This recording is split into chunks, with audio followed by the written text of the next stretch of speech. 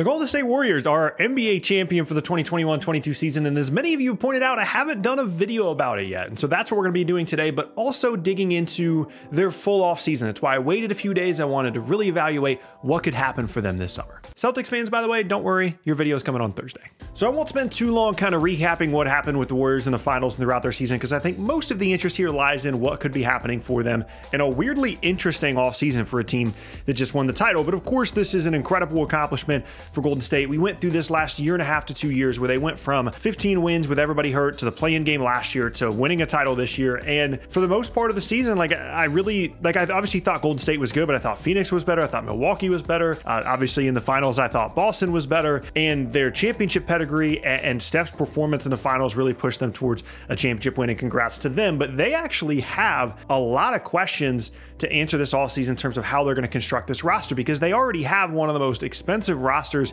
if not the most expensive roster in the entire league, and they have a couple of interesting and significant free agents to deal with as well, not to mention the things that they have to figure out with the players that they do have under contract. And the one thing that I want to point out here as it relates to their finals run and then becoming contenders again is, for a year and a half, right, we've had conversations about who Golden State could trade for. Wiseman, Kuminga, Moody, whether when they were the 7th and 14th picks or now since they've been drafted. We always talked about how are they going to bring in a star? How are they going to complete this rebuild by, bridging the gap, right, between the post or the pre-KD era and the post-KD era by bringing in some kind of star, whether it be Bradley Beal, Damian Lillard. We went through so many names, right? Wiseman, because he was hurt, Kuminga and Moody, none of them played significant, meaningful minutes at all in these finals. They made it work with Otto Porter, with Gary Payton, with Jordan Poole, with Andrew Wiggins, around obviously the core of Clay, Steph, and Draymond. And that is so interesting to me, because if you had told me the Warriors were going to win the finals this year, like if you told me in the summer the Warriors were going to win the title, my assumption would have been either they moved one of the 7th or the 14th pick or Wiggins, or they moved somebody to get a star, to get a wing, to get someone that would have been really productive for them, or whoever they picked at 7 or 14 would have been a player that they would have prioritized getting on the floor early, whether that be Chris Duarte, whether that be Davion Mitchell. And then of course I thought James Wiseman would have been a part of it, because I would have assumed at this point he would have been healthy. And the fact that they were able to win the title, even though none of these young guys that were supposed to help them win the title, with the exception of Poole and Wiggins, contributed at all, is incredibly interesting to me, and is a big subplot of their offseason, because you could still view those guys either as disposable, as assets, as guys you could move to further increase your championship chances next year as the West gets really good next year, presuming that teams like the Nuggets and the Clippers are healthy and the Suns kind of figure something out. But also you could view them as potential replacements for some of these free agents that are going to be leaving because their roster is looking to be so expensive. Speaking of those free agents, there's a couple of big ones for them. Kevon Looney, who was very important to them and is only like 26 or 27. I honestly thought Kevon Looney was like 30 years old, just because he's not the most athletic looking guy in the world, but he's a free agent. Gary Payton, Otto Porter, and then Jordan Poole is extension eligible. He has a team option for next season, but he is extension eligible this offseason, and someone that is going to be on the roster next year unless they decide to trade him, but it's someone they need to kind of figure out what they're willing to pay him. And like I said, these are the guys that were playing in the finals. Poole, Gary Payton, Otto Porter started the last couple of games of the finals. They didn't lose a game in which Otto Porter started alongside Draymond Green. Kevon Looney was huge, especially in the early part of the finals and throughout this playoff run. And so you have replacements as younger guys for every single one of those players. You could let Kevon Looney walk, and you could just have James Wiseman as your 5 next year, a guy that you believed in a couple of years ago enough to take with the 2nd overall pick ahead of a guy in LaMelo Ball who has already made an all-star team. You have, Kuminga and Moody, guys that are wings that are much better, presumably defensively, than Jordan Poole would have been had you, if you continue to keep him on this roster for years and years. Same thing with Gary Payton, same thing with Otto Porter. These guys are very obvious replacements. And so you could just very easily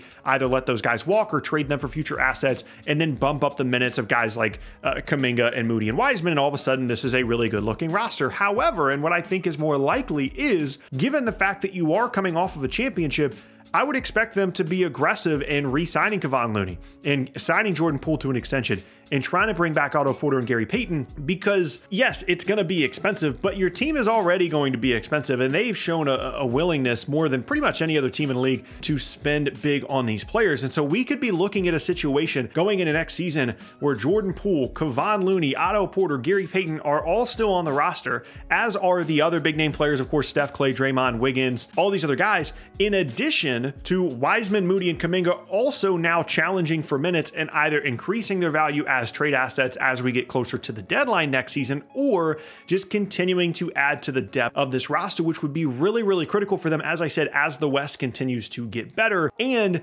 especially in the case of Kuminga and Moody, providing them a little bit more wing depth and wing defenders and two-way players, because Jordan Poole's minutes, especially as we got towards the end of the finals, really shrunk because he just wasn't a good enough two-way player, and they really heavily relied on guys like Otto Porter and Gary Payton, of course, Clay, to continue to play well. And I think we could see those guys play an even more significant role over the next couple of years. So that was a lot, right? Like, that was a mouthful, but I say all that to say that this season was proof of concept for this team as real legitimate championship contenders. Obviously, you win the title and this group is good enough. Obviously, situations can change. Things that within the West can be way different next year. And you can talk about, you know, if Boston was really that good of an opponent, given how they started the season, you can talk about all that stuff. But if you win the title, you're definitely a contender next season if you bring back the same group. And I think it's likely that they will. And there's a lot of things pointing upward for this team. It's not just the young guys. It's not just the players that they can re-sign. It's not just the continuity that you continue to bring together. But I'm going to guess that Klay Thompson is going to be better next year than he was this year. He should be a little bit more mobile. He'll be even further recovered from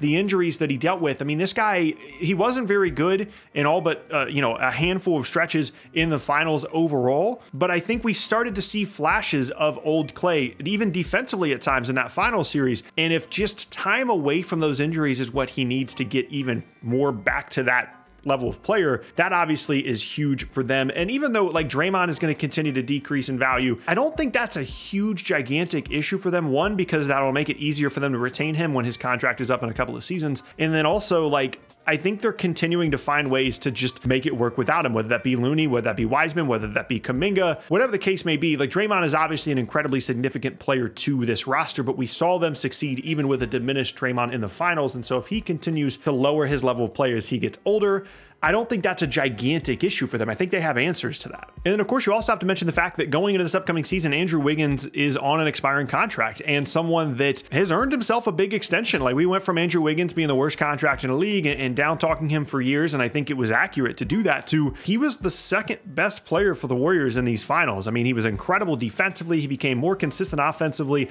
as the series went on, made a ton of big shots, got a ton of big rebounds, and is someone that I think is still going to be really critical for them for years. He's 27 or 28. He's going to get an extension. Like I said, my guess would be that Poole is going to get an extension. Maybe not up to like the $20 million a year thing, given some of his issues defensively in the playoffs, but maybe somewhere in the 15 range. And the only restricting factor to this for Golden State in terms of them continuing to be a great team are, one, health, of course, but two, ownership's willingness to spend money. If they are willing to continue to go into the luxury tax and pay the luxury tax year after year and pay a ton of money on these extensions, because Clay is making 40 plus, Steph is making 40 plus, Draymond is still on a big contract for a little while, Wiggins is going to get a new extension, Poole is going to get a new extension. If they're willing to continue to pay $170 million in payroll, they're going to be good. If at some point that changes, then obviously they're going to have to make some adjustments. Maybe we'll see a little bit more of a shift towards the young guys on the rookie contracts. I wouldn't be surprised to see that. But as long as they're healthy and they continue to invest in this team, they're going to be really good. Now, the other option and the other scenario to talk about here with them, of course, would be the possibility of realizing the amount of assets they have and realizing the depth and the productivity that they have between their top 9, 10 players on the roster once you add in Moody and Kuminga. And the possibility does still exist that whether it be trading Wiseman, Kuminga, Moody, or I think maybe even more interestingly, I think Poole might be like the new tradable guy for them, given the fact that he's going to be the one that needs to be paid. And he's someone that I think is maybe a little bit flashier as a trade option, given his offensive abilities, and someone that obviously Golden State needs to continue to add offensive players, because when Steph comes off the floor, they have issues scoring. But the way that Golden State's always operated, I think they would probably prioritize Kuminga and Moody in terms of who would we rather trade rather than Poole. So we could get to a situation towards the trade deadline where Jordan Poole is playing well, or maybe struggling to find minutes, or whatever the case may be, and he becomes even more disposable than than Kuminga, Moody, or even Wiseman. And Wiseman is the last place that I land here, because if they're healthy and James Wiseman becomes what the Warriors drafted him to be, which is an offensive player that can space a little bit, but is just so devastating around the rim and is so incredibly skilled and grows defensively into a top 10, a top 8, a top 5 center in the league. If that's who James Wiseman becomes, if as he gets healthier, I'm not saying it's likely, but if he does,